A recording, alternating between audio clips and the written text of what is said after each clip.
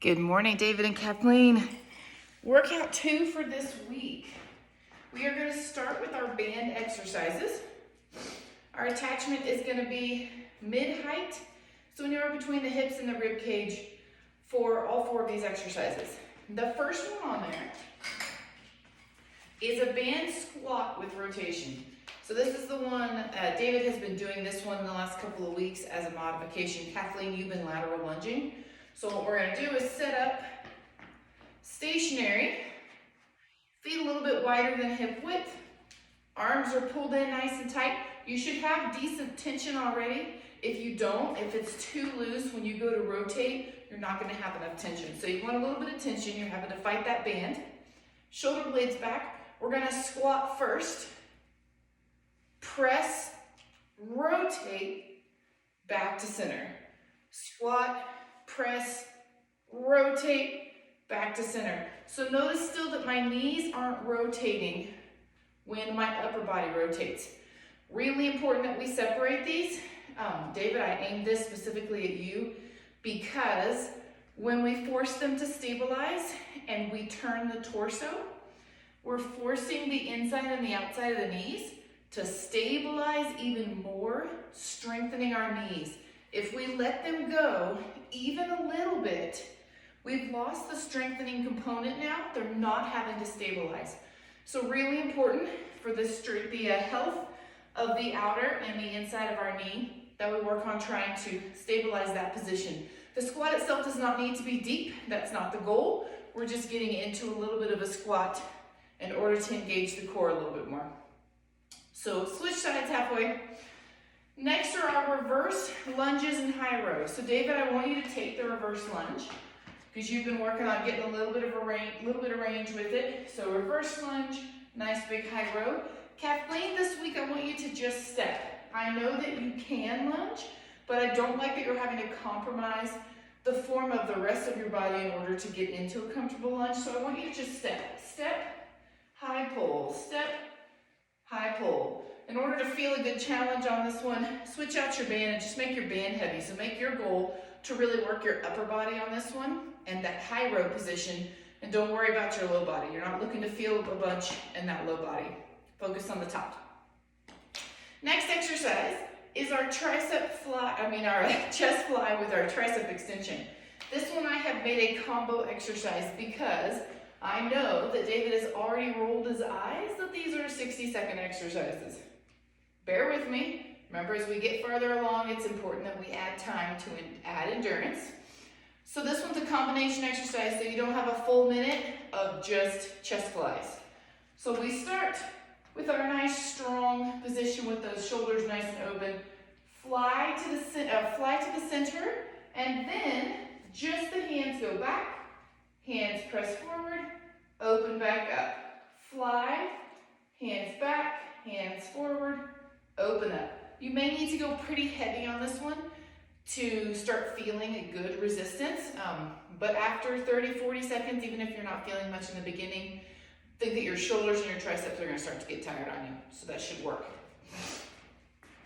And then we'll turn back around for the one that we did last week, the 3 Y's, T's, and low V's. So that's just our big Y position. Remember, we're doing 3 of them. So the first one is a full range of motion, and the next 2 are pumps. So all the way up, pump, pump, back to center. And then to that T, pump, pump, back to center, and low V, pump, pump, back to center. Notice that my body did not move. We're looking to really stabilize the entire torso, hips, and feet to the ground. So try really hard not to let the back lean back to get you there, and not to let the hips give you that momentum push for the arms. If you can't get your band where you want it to go, you need a lighter band, or you need to scoot forward. This one really is about shoulder endurance and all of those good posture muscles that we're really working on. So scoot up, make sure you can get your range. Okay, moving on from there, block 2 is all dumbbell exercise. So the first one on there is a dumbbell rack front squat and overhead press. Remember, rack just means that we are up in this position with the dumbbells out in front, elbows pointing forward. We take our squat in that rack position, and then nice big overhead press. So drive those hips back, control the squat, pop up through that nice strong press. Limit your range where you need to. Kathleen, you may not have to limit much because you are not single leg, it's not a lunge, so you may be fine on the range, but pay attention to how your knees felt from workout 1 this week. So if you're a little sore in the knees, then back off a little bit on this one. You can, I'd rather you actually back off on the weight, go a little bit lighter, even hang on to 1. If you're looking for a little bit of weight, but not super heavy weight, you can even take just 1. I want you moving the knees through that range, but I don't want you really straining through the front of knees. Okay, David, do what you can on the range. Squats have been pretty good for you as long as you're not all the way down on the ground, feeling the outside edge. So don't go that low, obviously, but work in the range that you can, because we've been adding some weight to that and getting a little bit lower lately. Next, dumbbell plank row and reach. So this is another one of those combo exercises. We only need 1 dumbbell because we're going to alternate sides. So up in that plank position, I'm going to go through the row first, nice big row, place it on the ground, and then I'm going to extend my arm out and reach forward. And then I'm going to switch. Row, place, reach. I would much rather you worry about quality than quantity on this one. I really want to see you focus on keeping that body line nice and straight, not leaning as you row or as you reach, trying to really stay centered with the hips and the shoulders and the torso. So take your time on all of the exchanges and really focus on the movements that you're doing. Alrighty, then we're back up on our feet to the beloved straight leg deadlift with rear delt fly. Everybody likes this one. Chest up nice and tall, looking for a good medium weight that you can take that reverse fly with. If it gets a little too heavy, you can always turn it into a row. So single leg, abs and tight, shoulders back. Lift from the back leg to get you into position. And then from there, really tighten up that glute.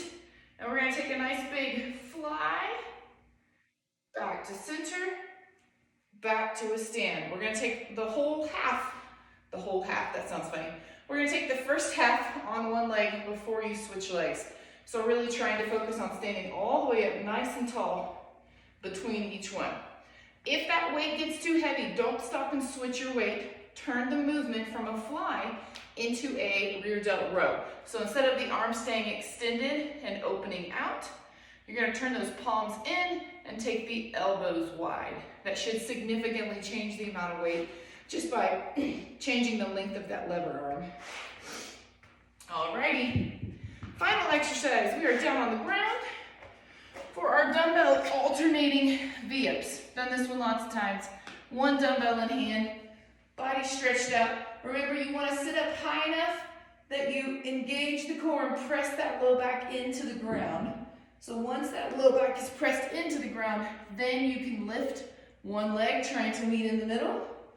Back down and tap, lift, meet, back down and tap. Remember on these, you want to focus on rolling back down to the ground 1 vertebrae at a time. That really ensures that that pelvis is tilted under as much as possible and that you are engaging what we want through the core and hips. All right, guys, there you have it. Let me know how your week goes. Let me know how everyone is progressing. And I look forward to hearing from you soon. Have a great workout. Bye.